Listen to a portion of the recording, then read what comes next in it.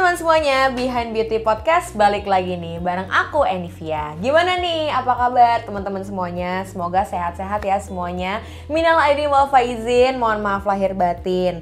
Nah, di episode podcast kali ini spesial banget kali ya. Bisa dibilang ini karena podcast edisi setelah Ramadan gitu. Jadi kan biasanya pembalasan gitu yang tadinya puasa makan langsung banyak. Nah, kali ini kita mau ngebahas soal slimming treatment nih teman-teman. Nah, slimming treatmentnya ini ada yang surgical sama yang non surgical. Nah, nggak tanggung-tanggung nih, kali ini aku mau ngobrol-ngobrol sama dua dokter dari Plastik Klinik Bendungan Hilir, dan ini dibagi sih, yang satu untuk estetik dan satu lagi untuk surgery. Daripada kamu labil nih abis ini mau milih yang mana, mending langsung dapat inspirasi aja dari dokternya. Nah, aku kenalin langsung ya sama teman-teman semuanya. Di sini ada Dr. Aima Yunita Amir, dokter estetik Plastik Klinik Bendungan Hilir, dan juga Dr. Elrika Safira, dokter spesialis bedah plastik dan rekonstruksi estetik di Plastik Klinik Bendungan Hilir. Halo dok. Apa kabar nih dok? Gimana? Oh ya, minal aidin wal faizin. Ramadan kan ya? Iya, habis Habis Lebaran, Idul Fitri ya guys. Gimana nih dok, pas Lebaran kemarin kegiatannya kemana aja nih? Muter-muter kemana aja gitu? Atau ngapain aja gitu di rumah? Sama keluarga aja sih. Sama keluarga Kalau aja aku ya. sama keluarga. Sama keluarga. Nggak pulang kampung? Aku sih pulang. Oh, pulang. Aku kampungnya di sini. Oh, kamu di sini. Baik. Nah, nih dok, sesuai dengan tema kita hari ini, kita mau ngebahas tentang slimming treatment. Cuma kan di sini langsung nih ada Dokter Elrika untuk yang biasanya untuk nanganin yang operasi plastik. Kalau misalkan untuk Dokter Emma yang biasa nanganin soal aesthetic treatment. Oke, pertanyaan pertama nih untuk Dokter Elrika dan Dokter Emma. Nah, untuk slimming itu kan pasti ada banyak banget ya treatment-treatmentnya. Boleh dong dok dikasih tahu nih kalau slimming treatment yang surgical apa, kalau misalkan yang non-surgical apa. Mungkin bisa mulai dari Dokter Aima dulu. Oke. Kalau untuk slimming treatment yang untuk non surgical di sini tuh ada banyak banget sebenarnya. Ada yang menggunakan alat, ada yang nggak menggunakan alat. Baik. Nah, kalau misalnya yang kayak kaum rebahan nih, Baik. rebahan yang aduh pengennya cuma rebahan aja, paling enak emang kita pakai slimming chamber. Oke. Paling pertama tuh slimming chamber, kita cuma tiduran, keringetan, terus berkurang deh berapa ounce di tubuh kita, itu satisfying banget gitu kan. Nah, yang rebahan kedua bisa juga pakai Max Sculpt. Max Sculpt untuk bagian-bagian nih, misalnya di perut atau di bokong atau di bagian paha ataupun di bagian lengan kita juga bisa. Tergantung nanti dari pasien-pasiennya tuh pengennya kayak gimana sih, nanti kita konsultasi lagi. Jadi bisa request ya dok, nggak cuma di satu area doang gitu ya, mau bisa. kencengin di mana Iya. atau ituin fokusin di mana ya. Kalau Max Sculpt dia lebih ke untuk ototnya, jadi baik. dia cuma tiduran aja. Nah, kalau untuk yang lemak, kita juga di sini ada namanya fat freeze. Fat freeze itu nanti menggunakan teknologi dengan cryoterapi. Itu bisa di bagian-bagian yang besar seperti di perut atau di paha dalam, itu juga bisa. Atau kalau misalnya untuk pasien-pasien yang punya lemaknya tebel juga di bagian lengan juga itu bisa. Nanti tapi kita ukur dulu karena nggak semua pasien ada kriteria-kriteria tertentu. Oke, baik. Jadi konsultasi dulu ya dok, pasti harus awalnya biar tahu nih yang cocok yang mana gitu ya. Oke. Iya. Nah, setelah itu ada juga nih yang nggak pakai alat, tapi dia ada sedikit downtime, yaitu baik. fat lysis. Fat lysis itu lysis. kita suntikan ke bagian-bagian yang ingin dihancurkan nih lemak-lemaknya. Itu yang agak sedikit ada downtime-nya, ada kebiruan di bagian-bagian tertentu, tapi itu minimal banget. Oke. Kalau misalkan untuk downtime-nya sendiri itu berapa hari atau berapa minggu dok kalau untuk fat lysis tersebut? Kurang lebih 3-7 hari lah, tergantung pasien masing-masing. Beda banget sama surgery berarti ya. Sangat minim berarti itu ya dok ya. Oke, apalagi tuh dok? Paling itu aja, tapi ya namanya karena ini kita menggunakan alat dan juga fat lysis itu kan pakai cairan ya, di tiap orang tuh berbeda-beda. Nah, itu butuh pengulangan. Kalau berarti butuh misalnya pengulangan. Oke. misalnya untuk aesthetic treatment itu butuh pengulangan berapa kalinya tergantung ketebalan dari lemak ataupun otot-otot yang ingin dikencangkan. Oke, baik. Jadi tiap orang udah pasti pengulangannya berbeda-beda ya dok ya. Mungkin kayak yang tadi dokter bilang ya. Jadi jangan bukan berharap apa ya namanya. Jangan ekspektasi lebih pertama kali treatment langsung ada hasil gitu ya. Mungkin kalau misalnya itu surgery kali ya. Oke, Dokter Erika gimana nih dok? Apa aja tuh slimming treatment yang surgical gitu? Oke, kalau slimming treatment yang surgical bisa from head to toe. Jadi tergantung berasa gendutnya di bagian mana nih, kayak gitu. Kalau kepala bisa gendut, bisa dok. Semua orang pada ngerasa biasanya pipi cabi. Pipi cabi. Kepalanya muka guys, muka. Bukan ini lah, dahi gitu enggak. Tapi biasanya ke pipi cabi itu banyak soalnya nyari, terus ke double chin. Jadi kalau pipi cabi itu nanti kita evaluasi lagi, tetap namanya konsultasi, itu penting banget. Kita harus tahu dia itu yang bikin pipi cabinya tuh apa. Tapi kalau misalnya mungkin banyak yang suka dengar juga ada buccal fat removal, itu jadi kita ngangkat lemak yang ada di pipi. Itu salah satu yang banyak digemari juga.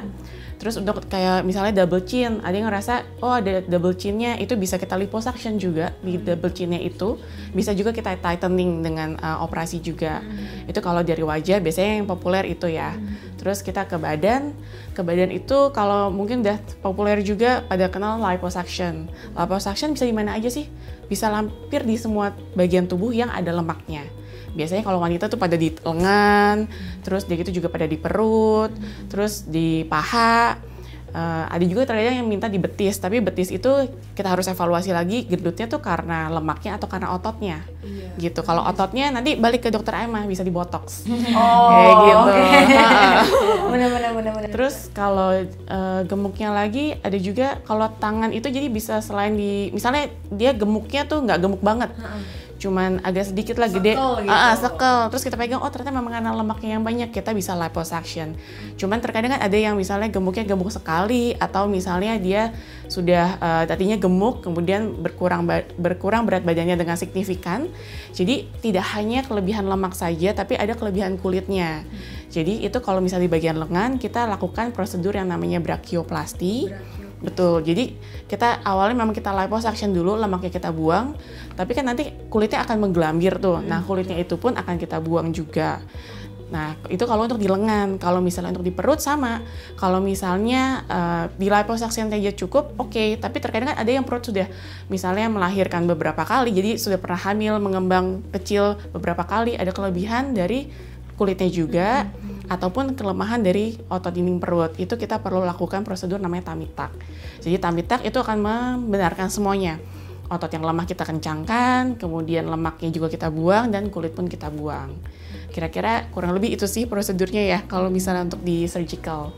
Nah, tadi itu kalau yang lipo itu mungkin kan tadi katanya dokter bisa di sini, bisa di badan. Nah, itu tuh sama aja kayak sedot lemak ya dok berarti? Iya, memang liposuction tuh memang kalau diartikan lipo itu memang ke fatnya, lemaknya, suction sedot. Jadi memang kalau di bahasa Indonesianya sedot lemak. Tapi perlu digarisbawahi, kadang ada yang suka salah kaprah juga.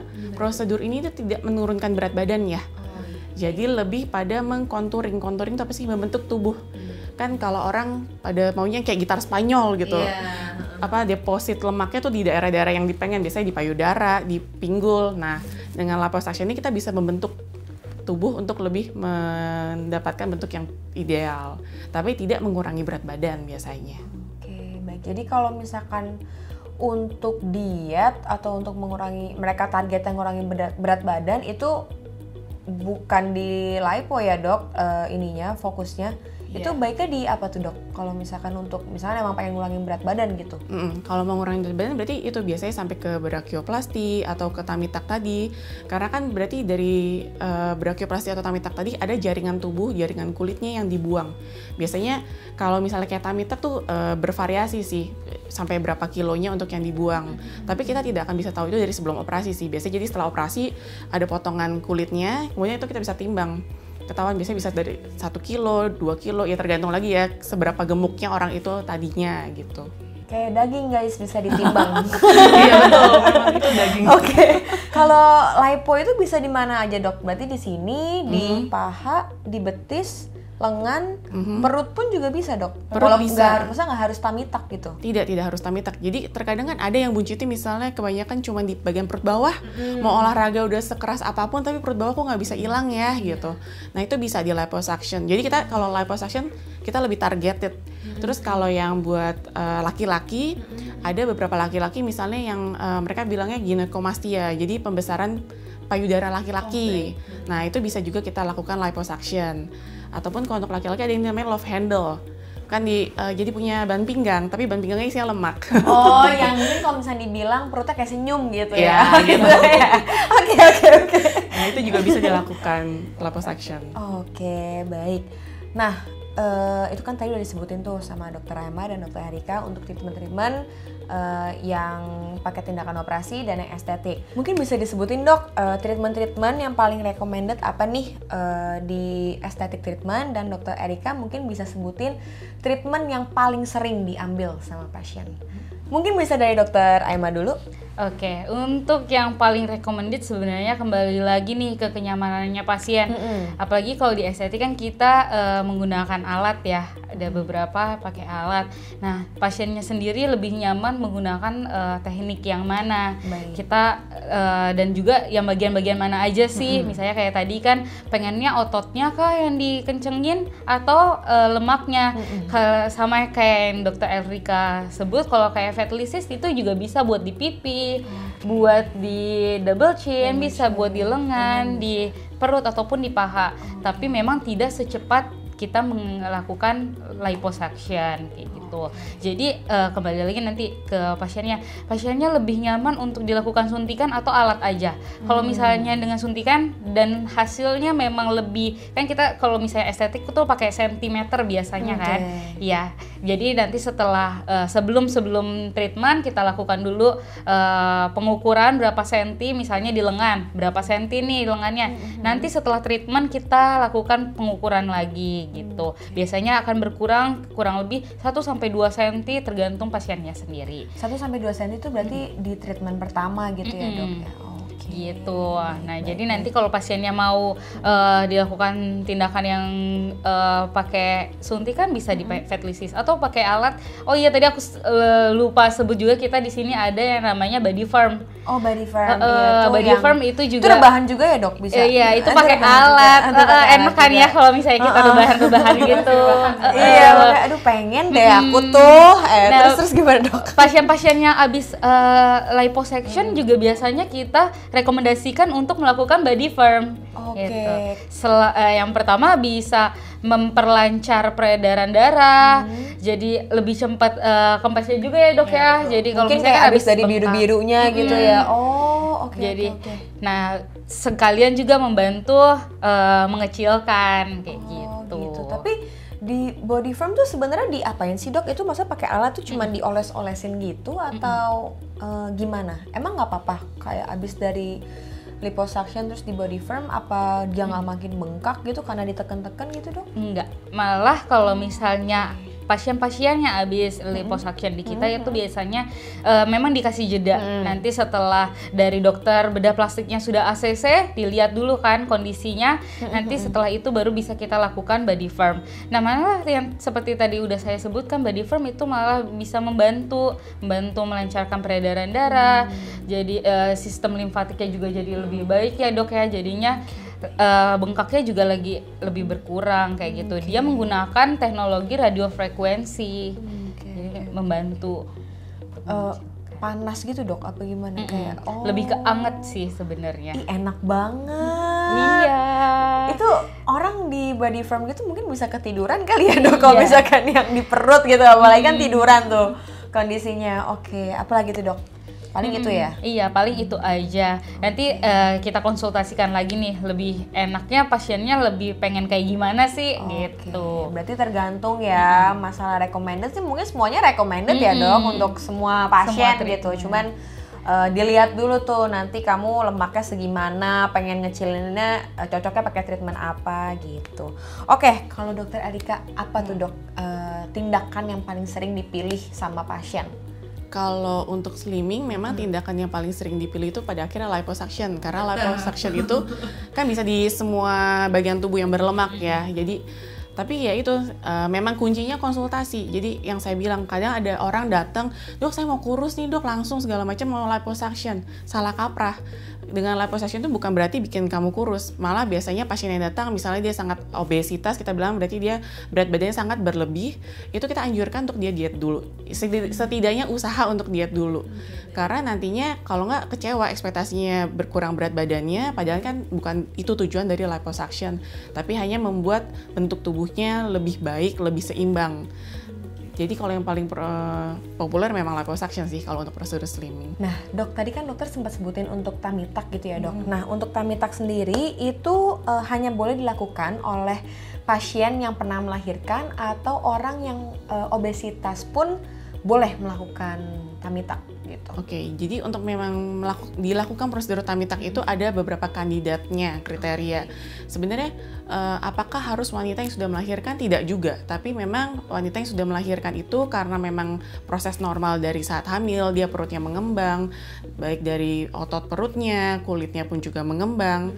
Kemudian akan kempis lagi kan. Nah itu biasanya berarti sudah ada kelemahan di otot dinding perutnya, dan juga ada jadi kulitnya itu lebih lax, lebih kendur kayak gitu. Nah kan sebenarnya apakah harus di tummy tuck? Ya nggak juga. Terkadang kan orang misalnya kalau liposuction sama tummy tuck itu prosedurnya kan sebenarnya liposuction lebih minimal dibandingkan dengan tummy tuck. Karena tummy tuck itu nanti setelah dilakukan prosedur, namanya kita ada proses pembuangan jaringan, akan ada bekas luka yang lebih panjang dibandingkan dengan hanya liposuction. Kemudian kalau apakah yang obesitas saja itu bisa dilakukan prosedur tummy tuck? Bisa dilakukan, tapi gini, jadi obesitas itu kan juga ada grade-nya ya. Maksudnya mungkin kalau dia masih yang belum sampai ke obesitas, masih hanya overweight, itu tetap mungkin masih bisa ada tempatnya untuk hanya liposuction. Tapi kalau sudah obesitas, kemudian kita lihat tuh mungkin yang kalau tahu perutnya yang sampai berlipat-lipat segala macam, nah itu memang pada tempatnya untuk tummy tuck, walaupun dia tidak disertai dengan misalnya kelemahan otot dinding perutnya karena proses melahirkan itu. Jadi kalau laki-laki pun ada yang melakukan tummy tuck karena ya yang misalnya besar sekali, gendut sekali, jadi kulitnya pun berlebih, tidak hanya bisa dikurangi dengan liposuction. Kalau misalnya kita hanya memaksa dengan liposuction, jadi makin kewer-kewer nanti otot perut kulit perutnya maksud saya. Karena lemaknya kesedot tapi kulitnya masih di situ. Betul. Jadi nanti makin flappy skin kita bilang. Oke. Tapi kalau dipegang jadinya dia tetap kecil gitu ya dok, kempes karena lemaknya kesedot gitu. Tapi kendur aja gitu. Saya selalu kasih perumpamaan kayak balon sih. Balon yang misalnya kita belum pernah tiup sama balon yang sudah pernah kita tiup dan kita keluarkan isinya, kan balon tuh mau kembali tidak akan elastisitasnya seperti yang tidak pernah ditiup ya. Pasti kayak agak ya lebih kendur. Nah kan kurang cantik ya kalau misalnya seperti itu. Oke, baik. Jadi kandidatnya nggak cuma 2 itu ya dok, berarti emang ya balik lagi dilihat lagi sama dokternya. Itu bagusnya sekalian tummy tuck apa masih bisa di lipo aja. Nah nih dok, pertanyaan ketiga, kan request dari pasien tuh berbeda-beda ya dok. Ada yang pengen turun berapa kilo, misalnya request gitu, dok pengen turun berapa kilo, atau misalkan dok pengen kurang berapa senti. Nah dari treatment-treatment yang udah disebutin sama dokter Erika dan dokter Aima, itu biasanya nih dok, itu bisa turun berapa kilo sih dok? Kalau misalkan dari dokter Erika, misalkan dari lipo, kalau misalkan dokter Aima dari estetik gitu, misalnya bisa berkurang berapa senti rata-rata dari treatment-treatment yang ada gitu. Mungkin bisa dari dokter Aima dulu. Oke. Ya kalau dari estetik kita lebih ke sentimeter sih hitungannya, bukan ke kilo, tapi kita lebih pengukurannya itu dari sentimeternya. Nah untuk yang paling kita rekomendasikan dulu, kalau dari aku pribadi sih aku biasanya merekomendasikan ke fat freeze. Kalau misalnya memang dia lemaknya yang berlebih, kita bisa fat freeze ataupun fat lysis. Oke, baik. Balik lagi seperti yang tadi ke pasiennya, nyamannya yang seperti apa? Apakah dia nyamannya menggunakan alat atau menggunakan suntikan kayak gitu? Itu lebih signifikan untuk mengurangi sentimeternya.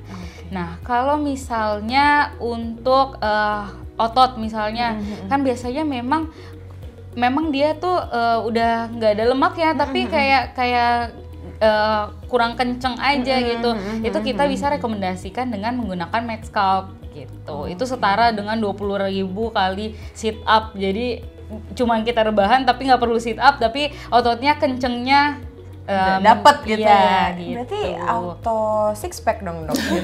Gimana? Tapi nggak langsung ya. Balik lagi nanti, harus pengulangan. Nanti ekspektasinya langsung wah Iya. langsung six pack nih. Bener. Oke, apa lagi tuh dok? Paling kalau misalnya dari estetik itu nanti kalau misalnya yang kita rekomendasikan ya yang paling sentimeternya paling berkurang banyak gitu. Fat Nanti freeze berarti ya. Fat freeze ataupun fat lysis gitu. Body firm pun bisa, tapi memang dia harus beberapa kali pengulangan. Mungkin minimal berapa kali tuh dok? 3 kali kah? Minimal sih 3 kali biasanya pada pasien-pasien. Oke, berarti rajin-rajin ya guys kalau misalkan mau rebahan sambil dipanasin dan langsung berkurang. Oke, kalau yang surgical gimana tuh dok? Kan mungkin aku nggak tahu sih dok sebenarnya, mungkin pengen tahu juga sih dari dokter gitu. Ada nggak sih dok yang requestnya tuh pengen langsung berkurang berapa kilo gitu? Dan kalau misalkan emang ada, itu dokter langsung anjurinnya apa? Karena kan kalau lipo tadi dokter udah sempat sebutin itu bukan untuk mengurangi berat badan gitu dok. Gimana? Jadi jarang sih ya sebenarnya kalau misalnya di saat konsultasi dengan pasien mereka bilang ke kita saya mau dikurangi sekian kilogram dok gitu, itu sangat jarang. Jadi mereka lebih biasanya mengeluhkan ke bentuknya, maksudnya flabby, terus kayak dok saya gemuk banget, pakai baju ini nggak pas, nggak pede segala macam, lebih ke bentuknya. Tapi kalau untuk liposuction itu juga kita ukurannya bukan di kilogram, tapi kita lebih ke di cc. Oh di cc. Betul, karena kan jadi saat prosedur liposuction itu sendiri di awal kita akan memasukkan cairan itu isinya adalah untuk mengontrol pendarahan dan juga untuk obat biusnya. Kemudian setelah itu kita akan melakukan prosedur baru liposuction yang kita sedot lemaknya. Makanya juga akan saya kasih tahu tuh ke pasien, jangan kaget di beberapa hari pertama itu setelah liposuction mungkin akan merasa bahwa kok malah saya kayak tambah gendut ya dok. Membengkak. Satu karena proses pembengkakan dan juga satu karena sisa dari cairan yang kita masukkan di awal itu. Gitu. Jadi jangan langsung keburu-buru, maksudnya hasilnya akan signifikan tapi nanti setelah melewati masa downtime-nya. Nah, jadi kalau ke liposuction lebih kita hitungnya ke cc, berapa yang kita sedot lemak itu bisa terukur nanti saat di ruang operasi. Kalau misalnya untuk prosedur kayak brachioplasty atau tummy tuck atau pokoknya prosedur yang membuang juga jaringannya itu, kita bisa timbang. Tapi tidak akan di awal kita menjanjikan, oh nanti saya buangnya kamu 2 kilo ya berapa kilo, tidak akan seperti itu. Karena nanti itu semuanya harus kembali ke pengukuran. Kan kita maunya bentuknya cantik gitu kan, jadi pengukurannya seberapa sih, kulit seberapa yang kita buang supaya bentuknya pas. Biar nggak over juga ya, misalkan nanti disedot semua nanti begini bentuknya. Jadi kayak jam pasir gitu. Oke. Nah tadi kan berarti banyak banget sih sebenarnya treatmentnya itu. Kalau dari yang operasi mungkin pasti ada downtime-nya ya dok ya. Mungkin bisa dikasih tahu dok kalau downtime-nya rata-rata berapa gitu. Oke, kalau terlihat langsung gitu bentuknya. Kalau sesuai dengan keinginan mereka gitu. Ya, terutama yang kita bahas yang tadi dari kita sebutkan liposuction ya. Di hari-hari awal 3 sampai 5 hari pertama itu malah orang akan merasa biasanya kayak saya membengkak. Karena itu adalah puncak-puncaknya pembengkakan. Jadi jangan kaget, di saat itu memang akan ngerasa kok ngebengkak, terus nanti akan ada bekas cairannya juga yang keluar dari operasi. Tapi setelah lewat seminggu, proses pembengkakan itu akan mulai menurun. Biasa orang mulai akan merasa ngeliat ada hasilnya di saat lewat dari 2 minggu. Tapi hasil untuk akhirnya itu final harus sabar sampai 3 bulan. 3 sampai 6 bulan. Lagi-lagi balik ke metabolisme tubuh orang masing-masing. Dan juga kadang ada juga kalau yang concern di liposuction itu dari memarnya sendiri sih. Karena kan memang prosesnya kita seperti menyodok ditusuk-tusuk seperti itu ya. Tapi itu memarnya pun nanti juga akan tetap menghilang biasanya di atas dari 2 minggu sih. Oke, jadi finalnya tuh ya 3-6 bulan itu ya dok ya? Itu hasil akhir, tapi kalau misalnya pasien sudah merasakan iya kecilan nih gitu, di atas 2 minggu. Oh oke, berarti sebenarnya nggak terlalu lama ya dok ya? Untuk bisa balik ke aktivitas normal, biasanya di atas 2 minggu pasien udah nggak masalah kok. Oh Oke. Jadi mungkin 2 minggu itu pasien di rumah aja atau bed rest gitu apa gimana dok? Nggak sampai bed rest juga kok. Jadi kurangi aja ya. Jadi tergantung lagi liposuction mau seberapa luas sih daerah yang disedotnya. Misalnya ada yang cuman liposuction dagu yang mau langsung besok kerja juga boleh. Cuman kalau misalnya dia liposuctionnya paha iya, perut iya, lengan iya, nah itu mungkin dia butuh beberapa hari, 3 hari untuk recovery, tapi nggak sampai bed rest juga sih. Jadi tetap masih bisa aktivitas ringan. Cuman kita bilang tuh 2 minggu kayak misalnya dia sudah bisa balik ke daily activity-nya dia. Baik. Oke, jadi mungkin teman-teman yang mau liposuction dipertimbangkan lagi ya, karena kan 2 minggu mungkin yang aktivitasnya heboh banget kerjanya itu mungkin harus dikurangi dulu ya. Dibatasin dulu. Oke, kalau untuk aesthetic treatment tadi Dokter Aima sudah sempat menyebutkan untuk fatlisis ya dok ya, berarti yang ada downtime-nya. Untuk yang lainnya dok, mungkin ada downtime nggak tuh dok? Yang lainnya tuh aman, nggak ada downtime sama sekali. Setelah melakukan treatment bisa langsung melakukan kegiatan lain. Kegiatan apapun, nggak seperti kalau fatlisis kan agak nyeri sedikit, apalagi kalau liposuction gitu kan memang bener-bener sedot, nyeri. Kalau aesthetic treatment bener-bener minimal banget downtime-nya. Jadi bahkan hampir nggak ada malah. Jadi habis tindakan mungkin udah bisa workout lagi ya dok ya. Oke, baik. Oke, jadi gitu guys, itu tadi untuk downtime-nya ya, itu yang tadi sempat aku bilang juga. Untuk teman-teman yang mau tindakan mungkin bisa ditimbang-timbang dan dipikir-pikir lagi, karena pasti ada downtime-nya, terutama untuk yang operasi. Kalau misalkan untuk yang estetik, rata-rata minim downtime, yang paling ada downtime cuman fatlisis. Nah, nggak berasa nih, udah berapa menit ya? 20 menit lebih kali ya kita ngobrol-ngobrol. Itu semua penjelasan yang pas banget nih buat teman-teman semua yang lagi nyari treatment-treatment untuk slimming, terutama abis hari raya gitu kan. Karena kan hari raya biasanya langsung pembalasan makan banyak kayak yang tadi aku udah bilang gitu ya, abis puasa gitu biasanya. Oke dokter, terima kasih banyak atas waktu dan semua informasinya.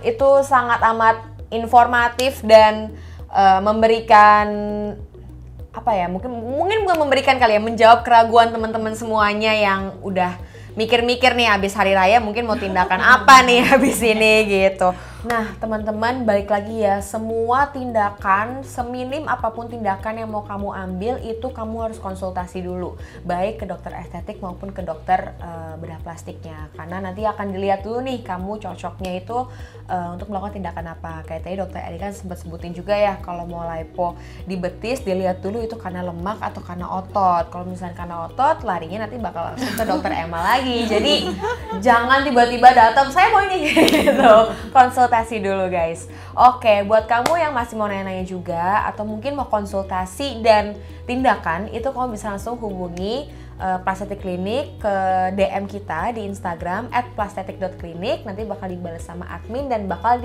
diatur schedule untuk kamu konsultasi maupun tindakan kayak gitu. Oke, dokter sekali lagi terima kasih banyak atas waktunya dan semua informasinya, pengetahuannya. Aku juga banyak yang baru tahu nih dok sekarang dari dokter Erika dan dokter Aima. Sekali lagi minal aidin wal faizin ya dok. Teman-teman minal aidin wal faizin, mohon maaf lahir batin. Sampai bertemu di Behind Beauty Podcast selanjutnya. Dadah.